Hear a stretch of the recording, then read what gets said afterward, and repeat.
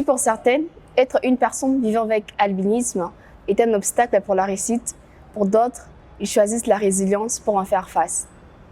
Bonjour, Monsieur Yann. Bonjour, Blessing. Qu'est-ce que nous pouvons connaître de vous aujourd'hui? Yann Mambo est un réalisateur congolais, producteur, opérateur culturel, avec un pied dans la philanthropie et un entrepreneur social en même temps. Père de famille, et voilà. Et on dit que l'albinisme est un défi ou un problème pour réussir dans la vie. Et comment êtes-vous parvenu à contourner cet obstacle? Certes, ça n'a pas été facile. Je pense que naître albinos dans un continent comme l'Afrique, précisément dans un pays comme la RDC, n'a pas été chose facile, surtout à notre époque, à nous, où nous sommes venus au monde. Je pense que c'était pas facile. Mais grâce à Dieu, nous sommes quand même arrivés dans une bonne famille où les parents avaient quand même ce côté intellectuel pour comprendre les choses, comprendre la biologie. Mais le plus grand combat ne se situe pas au niveau du cercle familial. Ça se situe plutôt au niveau du cercle social. Okay. Et ça, ce n'est pas évident. Mais je pense que chacun de nous est destiné à vivre sa part de bonheur dans la vie. Tout le monde est candidat au bonheur. Et je pense que il fallait affronter les choses. Il ne fallait pas contourner les problèmes, il fallait affronter les choses. Au pire, abandonner et décider de faire de sa vie un malheur, ou carrément accepter ce qu'on est, faire avec et créer sa part de bonheur. Mais de toute façon, y a quelqu'un qui a dit que la vie brise toutes sortes d'individus, les plus beaux, les plus moches, les plus forts, les plus faibles, les moins intelligents, les plus idiots, les plus élancés, les plus courts. Et ceux que la vie ne brise pas, il les tue. Alors des fois, je pense qu'on doit arrêter de dramatiser, de s'apitoyer sur son sort. Quand on est brisé, ramassons juste les meilleurs, les restes de ce qui nous reste, et surtout les meilleures parties, essayons de reconstruire une meilleure version de nous-mêmes. C'est ça l'idéal, je pense. Ok, merci beaucoup.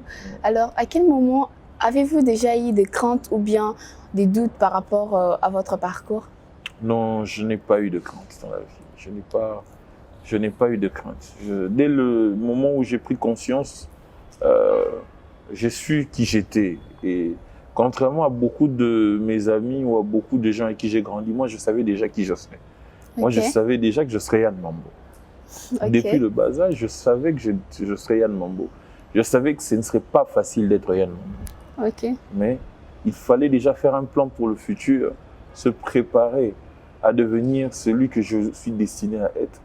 Et pour ça, il fallait tenir compte des stigmates, des insultes, du mépris de certaines personnes et se surpasser par rapport à ça. Et voilà ce qui a fait en sorte que je puisse devenir ce que je suis aujourd'hui. En résumé, c'est-à-dire se forger un mental d'acier, aspirer à des grandes choses. C'est pour ça que nous avons même lancé le projet Fièrement-Ndundu. Parce que peu importe ce qu'on est, surtout albinos, je pense qu'il est nécessaire de pouvoir aspirer au bonheur. Il faut aspirer aussi à l'excellence. Hein? Je pense qu'à l'époque, quand on parlait des Ndundu, c'était pour faire allusion à des personnes de bas étage ou des personnes méprisables. Mais aujourd'hui, il est temps pour nous de redéfinir ce mot, de pouvoir le redéfinir. Quand je te regarde, tu es très belle, tu es très intelligente et très éloquente. Merci. Pourquoi, quand on te colle ce nom de Ndundu, ça doit toujours porter le poids de ce qui n'est pas beau, de ce qui est dénigrant, alors que toi, tu es le contraire de tout ça. Alors, je pense que ce mot mérite d'être redéfini par des personnes comme toi. Merci. Voilà, c'est la moindre des choses. Et c'était facile pour vous de vous faire accepter dans votre environnement ou il a fallu un combat pour ça? Ah, en tout cas, ça n'a pas été facile. Ça n'a pas été facile. Je pense que c'est surtout dans les structures qui se disent non discriminatoires qui sont les plus discriminants. Ok. Ouais, je pense que ça n'a pas été facile, même sur le plan professionnel. Surtout moi qui, toute ma vie, n'a occupé que le poste de directeur. déjà, c'est pas facile qu'une personne non albinos se laisse diriger par vous. Et il fallait s'imposer, pas par la violence, mais par le savoir-faire. Il fallait travailler 2 fois plus que les autres, il fallait mériter ce titre-là. Il fallait éviter d'être pistonné, il fallait se donner une certaine valeur. Et gloire à Dieu, après toutes ces années, nous nous en sortons la tête haute. Et je pense que c'est Dieu qui est déjà la base de tout ça. Et en le disant merci. Et quels ont été vos obstacles ou bien vos motivations dans votre vie? Les obstacles, je peux dire que c'est juste les mépris. Okay. Les mépris de certaines personnes qui n'acceptent pas la différence, qui n'acceptent pas la valeur des autres. Mais mes motivations, c'est aussi mes échecs. Ok. Comment Oui. ça? Vous pouvez expliciter si Vous possible. savez, il n'y a pas meilleur professeur que les échecs que nous rencontrons dans la vie, parce que les échecs nous remettent en question. Et je pense qu'il y a toujours une question qui nous vient en tête quand on échoue. Qu'est-ce qui n'a pas marché? Oui. Et c'est quand on répond à cette question, qu'on sait s'auto-réévaluer et prendre une nouvelle tangente et prendre de l'élan pour être sûr de réussir la prochaine fois.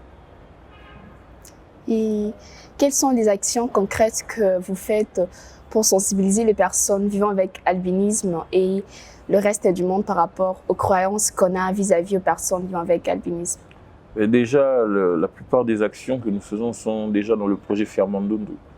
Le projet Fermandundu qui est cette campagne événementielle qui a lieu chaque année, où nous mettons d'abord en exergue les élites ou la vitrine des plus beaux visages des personnes vivant avec albinisme.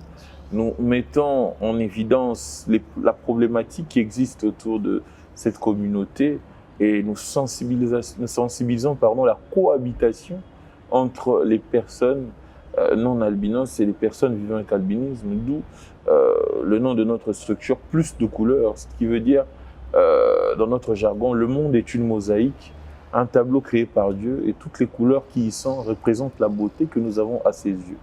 Plus de couleurs pour un monde meilleur. Ce qui veut dire que plus le monde est coloré, plus le monde est en harmonie. Imaginez que si le monde dans lequel nous vivions était monochrome, genre que le monde était tout blanc ou qu'il était tout noir. Je pense que la vie ne serait pas aussi agréable.